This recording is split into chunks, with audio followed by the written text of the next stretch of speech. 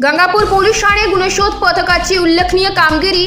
घरफोडीच्या 11 गुन्ह्यांमध्ये फरार असलेला आरोपी जेरबंद।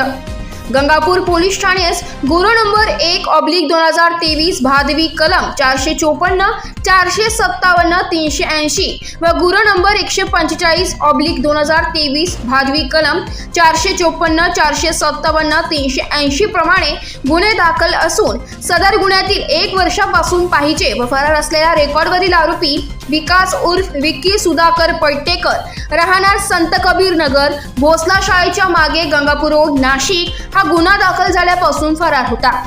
सदर गुन्ह्यामधील फरार आरोपीचा शोध घेण्याबाबत गुन्हे शोध पथकास सूचना दिल्या होत्या।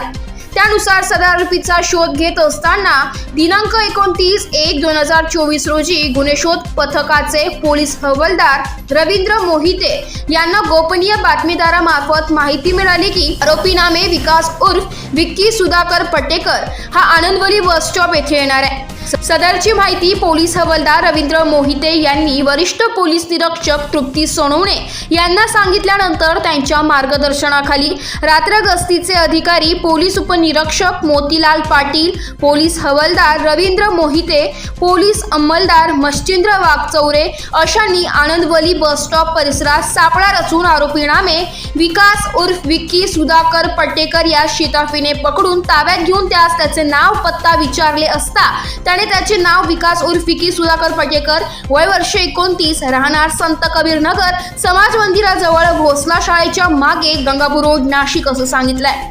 त्यास पुढील कारवाई कामी गंगापूर पोलीस स्टेशनला आणून त्याच्यावर दाखल असलेल्या नाशिक शहरातील पोलीस स्टेशनकडील गुन्ह्यांचा अभिलेख तपासला असता त्याच्यावर नाशिक शहरात एकूण 24 गुन्हे दाखल असून नमूद 11 गुन्ह्यांमध्ये तो पाहिजे व फरार आरोपी असल्याचं निष्पन्न झालंय। आरोपी विकास सुधाकर पट्टेकर यास अटक केली असून पुढील तपास पोलीस उपनिरीक्षक संजय भिसे करीत आहे। सदरची कारवाई ही संदीप कर्णिक, पोलीस आयुक्त नाशिक शहर, किरण कुमार चव्हाण, पोलीस उपायुक्त परिमंडळ 1, माननीय श्री सिद्धेश्वर धुमाळ, सरकारवाडा विभाग नाशिक शहर यांच्या मार्गदर्शनाखाली वरिष्ठ पोलीस निरीक्षक तृप्ती सोनवणे, पोलीस उपनिरीक्षक मोतीलाल पाटील, पोलीस उपनिरीक्षक संजय भिसे, पोलीस हवालदार रवींद्र मोहिते, पोलीस अंमलदार मच्छिंद्र वाघचौरे यांनी केलेली आहे।